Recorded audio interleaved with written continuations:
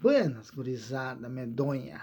Tô chegando aqui, agora sem disfarce, sem Silica Mimado. Deixar o Silica Mimado descansar um pouco. Para quem não sabe, Silica Mimado sou eu mesmo.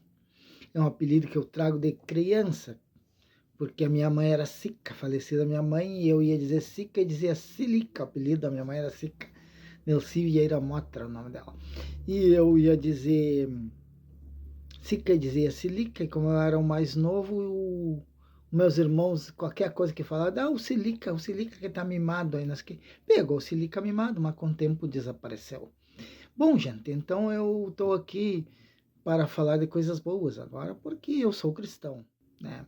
Congrego na igreja, tenho obediência à palavra de Deus. Sei que muitos irão me julgar, mas o cara tá aí falando bobagem, blá, blá, blá, blá, blá, blá.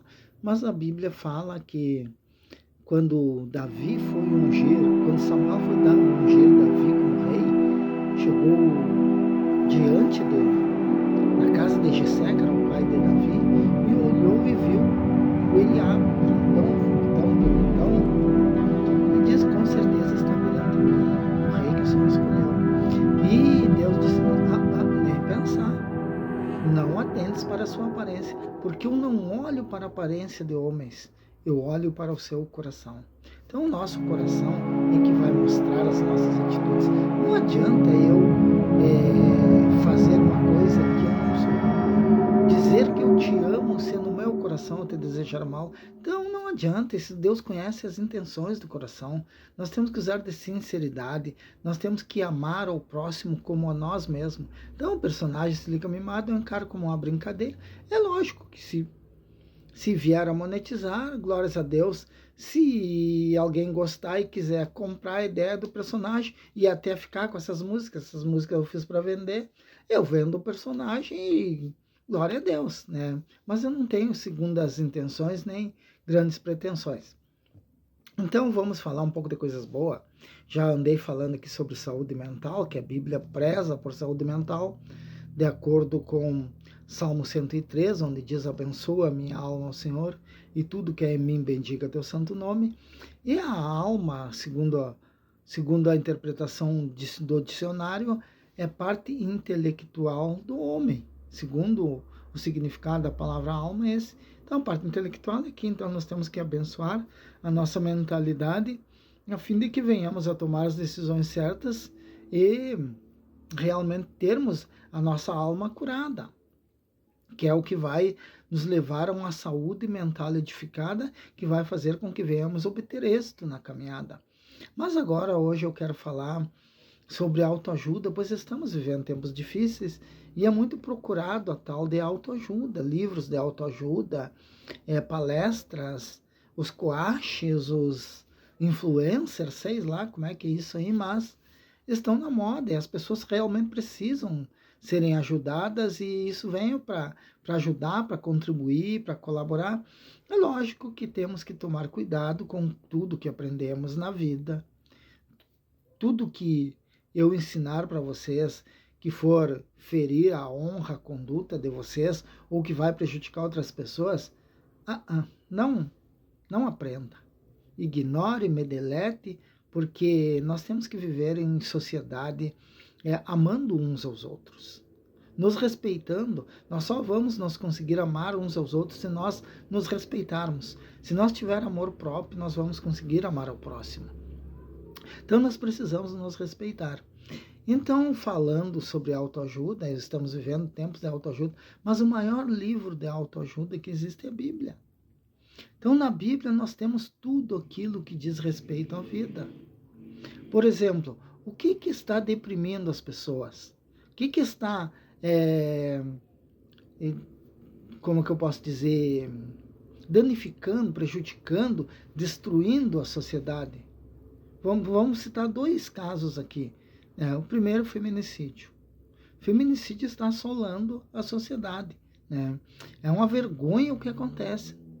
Os homens estão matando mulheres aí com uma covardia incrível, com esse negócio de que querem ter domínio sobre a mulher, não aceitam o final do relacionamento. E tudo isso provém do quê? Provém de uma estrutura errada.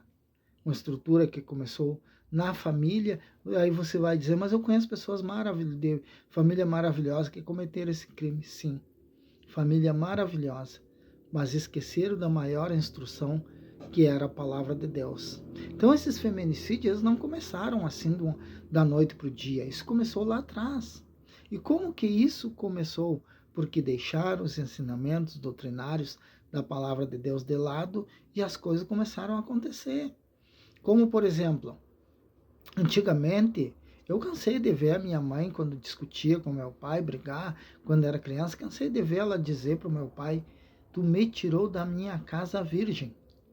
Ela casou em 1960, lógico. Mas antigamente existia o respeito.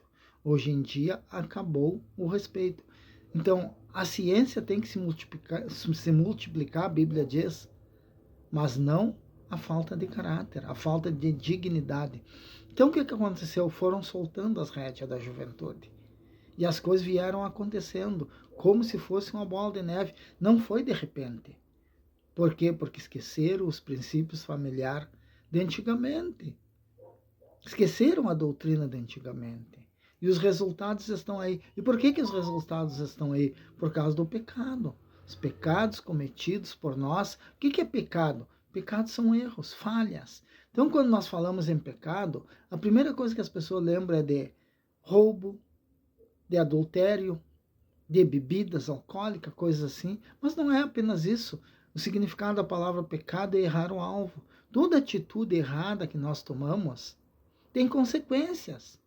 E é o caso da degradação familiar.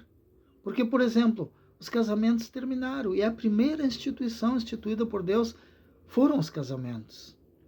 Então, os casamentos terminaram e as consequências estão aí diante dos olhos de todo mundo. A mentalidade da juventude é de que a fila anda.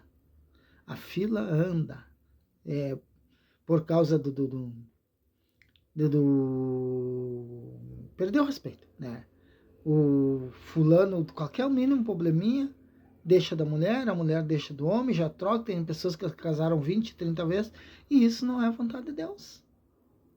Então isso fere a palavra de Deus. E tudo aquilo que fere a palavra de Deus traz para nós a condenação. Nós temos que nos dar conta que nós somos vítimas das nossas atitudes. E as minhas atitudes que me prejudicam muita gente também, não prejudicam apenas a mim. Por quê? Porque nós vivemos em sociedade. Por exemplo, se eu me torno um bêbado, eu já não vou render o suficiente no trabalho. O meu patrão vai ter prejuízo, eu vou ter prejuízo porque ele vai me demitir. A minha família vai sofrer porque eu não vou parar em lugar nenhum, não vou ter estabilidade nenhuma e não vou trazer nunca segurança para minha família. Então, assim, a empresa vai sofrer, a minha família vai sofrer, e no lugar em que deveria de ter alguém produzindo, vai ter uma pessoa com baixa rentabilidade ali que também vai estar prejudicando e que muitas vezes vai falhar. Estou citando os vícios, né? Mas todo e qualquer tipo de erro, ele vai trazer problemas que vão acarretar na sociedade. Então, comecei a falar sobre o feminicídio. É uma vergonha o que está acontecendo. E tem solução? Para o que já aconteceu, não tem. Mas tem um meio de recomeçar de novo, de reconhecer os erros e mostrar para a juventude que o caminho não é esse, dar dignidade para essa juventude, ensinar o caminho certo, a fim de que venhamos a construir uma sociedade mais digna. Vou prosseguir.